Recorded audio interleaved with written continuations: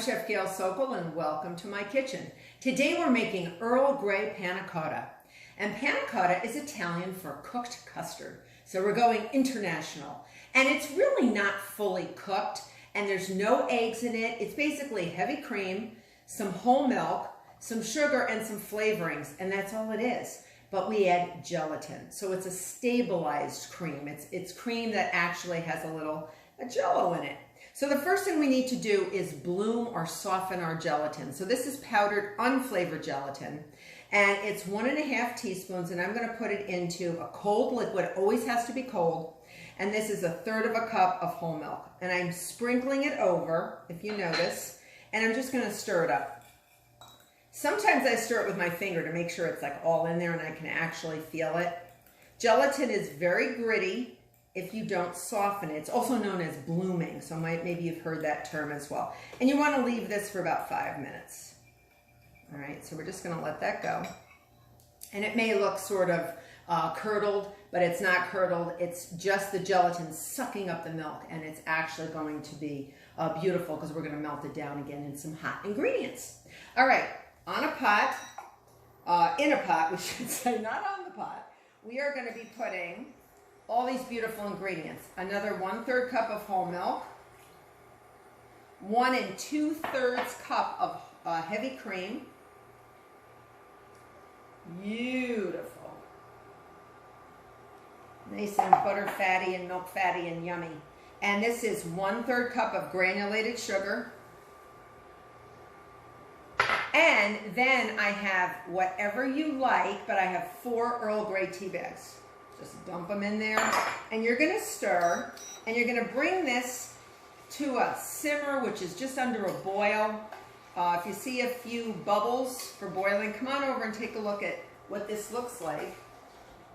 And then we're going to steep the tea bags in the milk and the cream so that the tea will infuse the milk and the cream with its flavor. Now, if you don't like Earl Grey, don't worry about it. You can use any type of tea you want. But Earl Grey is like perfume. It's so beautiful. It's like, I love it. If they made it into a perfume, I would dab it around my neck. So we're going to let that just come to a boil, or a slightly under a boil, like a simmer. And I'm sort of mashing down on my tea bags. And if you see any bits of tea come out of your tea bag, the tea bag that you use or the brand you use, don't worry about it because we're going to strain everything afterwards. We're going to smooth all the wrinkles out. Don't worry about it. And you see how it gets sort of colored from the tea, so it actually is being infused, the milk, with this beautiful tea flavor. All right, so once you see that you have it to a simmer, you're going to actually shut off the heat, and we're almost there. We're going to shut off the heat, and we're actually going to cover it and let it steep for about 10 minutes or so. All right, so I'm going to just take cover the pot, turn it off. Now this is an induction hot plate, so I can leave it on here and it'll go right off. If you don't have gas and you just have electric, just move it off to the side. So we're going to let that steep for a while. In the meantime, I have a sieve, a very fine mesh sieve, and I have a bowl to catch our beautiful custard, and 1 teaspoon of vanilla extract, pure vanilla extract. Now, yes, why didn't she use a vanilla bean? I could have used a vanilla bean. I love vanilla beans, but I really think that it will overpower, in my opinion, the Earl Grey flavor. This is such a beautiful, delicate flavor, and I really don't want that vanilla. I don't want to taste vanilla Earl Grey. I want Earl Grey vanilla. So I like that best. So that's why I choose the 1 teaspoon of pure vanilla extract. Now look, in the meantime, I told you it would get a little clumpy. So it doesn't look good, but don't get discouraged because it's going to melt right down. But that's exactly what you need to do with gelatin. So in case you've never worked with gelatin before, let me just give you some three little stages of gelatin. So the first thing you have to do when you get gelatin is you have to soften or bloom it, and this is where we're at right now. And it's always in a cold liquid, and it will allow those little tiny bits of the gelatin that you saw get softer, and they swell. They hold a lot of liquid. If you ate it directly from the packet, it's crunchy. It's like going to the beach and eating sand, and you don't want grittiness. So we basically bloom it, and then we let it sit for a couple minutes, and then we put it into hot ingredients. We have hot ingredients. It's going to melt right down, and then we let it gel or gelatinize, and that is in the fridge. So in the meantime, I want to show you, we're going to have our sheet pan with little ramekins, and I like half-cup ramekins. I think they're like the perfect size for dessert. This particular recipe that I developed serves 5 people with 5 ramekins, half a cup each. If you wanted to serve only 4, you could go for a 3/4 ounce ramekin, which is slightly bigger, and it won't be filled to the top. So these come almost up to the top when you put the cream in, and they're just gonna sit. They're not gonna rise. They're not gonna do anything weird. You're just gonna put them on a sheet pan and put them in the fridge overnight. All right, so that you've got it. You can't say, I'm gonna make panna cotta tonight and I'm having company in 2 hours. Forget about it. It won't work. You really need that gel time. All right, so I have my sheet pan ready. I have my sieve, and I have a ladle. You can either take the mixture once you get all the tea out and squeeze out your tea bags, because we're really going to wring them out. We really want all that Earl Grey flavor. And then you can pour it into a measuring cup and evenly distribute, or you can just leave it and ladle it like I'm going to show you that I'm going to do. No greasing, no nonstick cooking spray. Just make sure that your ramekins are clean and dry, and they don't have any nicks in them. If there's any nicks or divots in them or whatever, look at me talking golf, right? And just make sure they're smooth, because if they're not smooth, you may have trouble unmolding it. Now, some people don't like unmolding panna cotta. If you don't want to unmold it, you can eat it just the way it is in here because it's so pretty. And I'm going to serve it with a little bit of candied lemon peel, because what goes better with tea than lemon? And then I dip the tip of them in chocolate. And I have another video that you can see if you would like on how to make candied lemon peel. So let's go back, and do I smell them? I smell that beautiful, beautiful, beautiful, beautiful tea. So now I'm going to turn on, I know I'm pushing it a little bit because I don't want you to wait the full 10 minutes, but I'm going to put the heat up again. We're going to bring this to a boil or a simmer under a boil, and then you're going to put this gloppy, gelatinized milk in so that the gelatin can melt down. So you'll see it'll just melt right down. Pour that in. It looks pretty ugly, but it's going to be beautiful.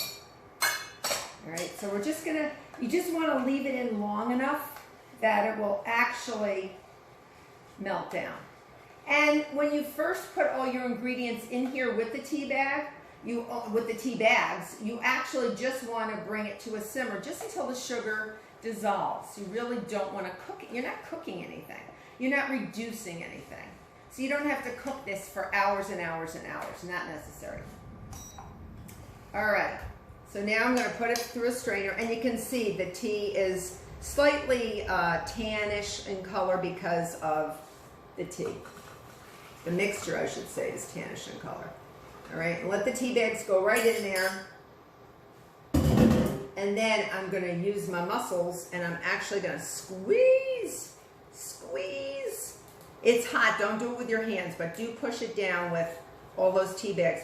Oh, now I can smell it. Mmm, very fragrant. Yum, yum, yum. Yum.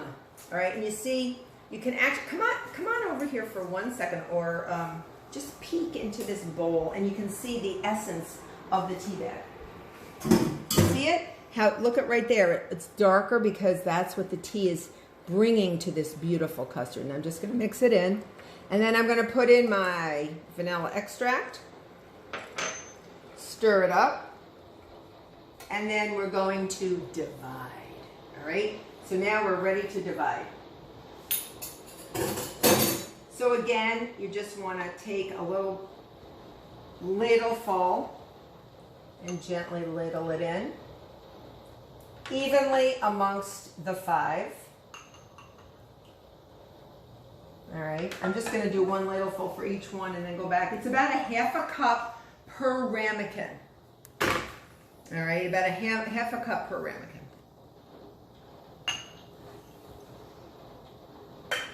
And you can smell this yummy, yummy, yummy tea. Oh, it's so beautiful. But some people like different types of teas. So use whatever you want. So again, I'm going to go into the fridge with this and I'm going to leave it overnight. All right, I'm leaving it overnight and I'm not going to touch it. And I'm just going to evenly distribute. Beautiful. Beautiful, you're done. All right. So I'm going to pretend to put these in the fridge and I'm going to show you how to unmold one. All right. Look at that. You can put it upside down and nothing comes out because it's completely gelled. It's beautiful. Gelatinized, beautiful Earl Grey cream. All right, so in the microwave, I have just some hot water that I have made really, really hot. And I'm just gonna give it a quick few more seconds. But I have a pretty plate, so you wanna get your serving plate ready. You wanna do this individually. You wanna have a small sharp knife and your accoutrement. Your candied lemon peel, and I like little raspberries are pretty. So I'm gonna pour the water into a bowl and I'm going to dip my ramekin in for about 20 to 25 seconds. I'm going to wipe the bottom off super well so it's dry, and then I'm going to cut around, and then we're going to say a little prayer for me and invert it, okay? And I always do, you know, I think even if you're a professional pastry chef, you're always like, please come out of the pan. All right, whether it's a cake or a custard, you just do. Everyone's got sometimes when it just doesn't work. So I just filled this bowl with water, and this is nice and cold. And again, what we're trying to do is I'm going to put it in for about 20 to 25 seconds. And what you're trying to do is just melt that outside layer of gelatinized cream just enough that it will release. All right, so 20 to 25 seconds, and if it doesn't work, guess what? You can dip it in again, or you can serve it in that little cutesy ramekin. All right, so let's see, I'm gonna wipe this off. You're gonna go around the edges. Okay, see what I'm doing? Around the edges. Make sure you get it all the way around. And then you're going to, sometimes you'll hear a sound that it's coming out. Oh, ooh la la. Okay. Sometimes if you leave it in the water a little too long, you'll see a little bit of the custard melting a little. Let me show you one that came out much, much better because I didn't leave it in the, I lost it. There it is. See how it comes out? I just want to show you that this can happen. It doesn't mean it's bad. It just means that I probably left it in that water a little bit too long, but it's fine. And I just love to adorn it with beautiful things, like lemon peel and some berries. You can even, and it's just so creamy. It's just so creamy. Look how pretty that looks.